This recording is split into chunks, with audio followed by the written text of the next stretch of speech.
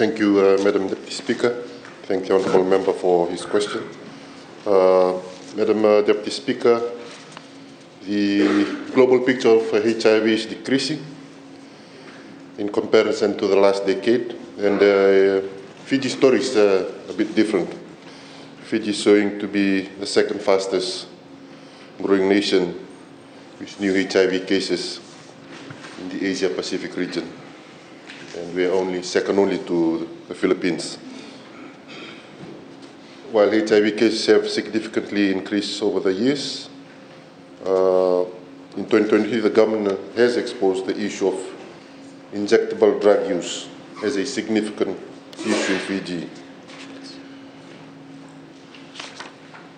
In 2024 alone, Fiji has seen, in the first 6 months of the year, we have seen 552 new HIV cases in Fiji, of which 15% was secondary to injectable drug use. And this is the first time Fiji has noted this increase secondary to injectable drug use. The question is asking what measures have been taken. I'm pleased to highlight the Ministry is committed to safeguarding the well-being of our youths by combining awareness, prevention, and community engagement. In light of these challenges, the Ministry has taken steps to strengthen its HIV response and drug use through the development of a national strategic plans, partnership with civil society organizations, and implementation of prevention, diagnostics, treatment, and care programs.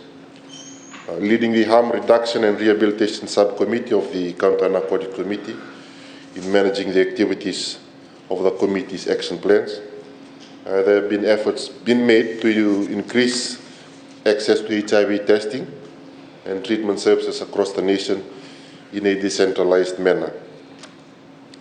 Promoting harm reduction initiatives and reducing stigma and discrimination against individuals affected by HIV and drug use. We are finalizing the Fiji National HIV Surge Strategy of 2024-2027, which will be submitted to Cabinet. That strategy has 5 key priority areas and support the development of the strategic plan, which addresses the need to reduce HIV transmission and expedite public health, treatment care, human rights and social justice for HIV and drug use.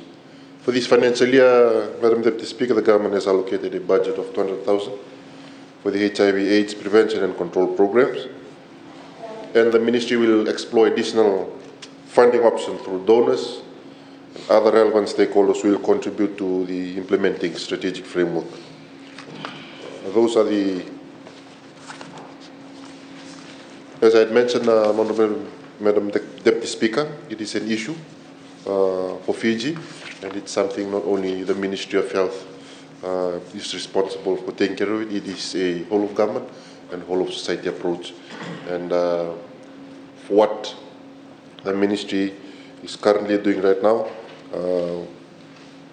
and we are grateful with the development partners for stepping us and assisting us in this space. Thank you, Honourable Deputy Speaker. Thank you, Honourable Minister.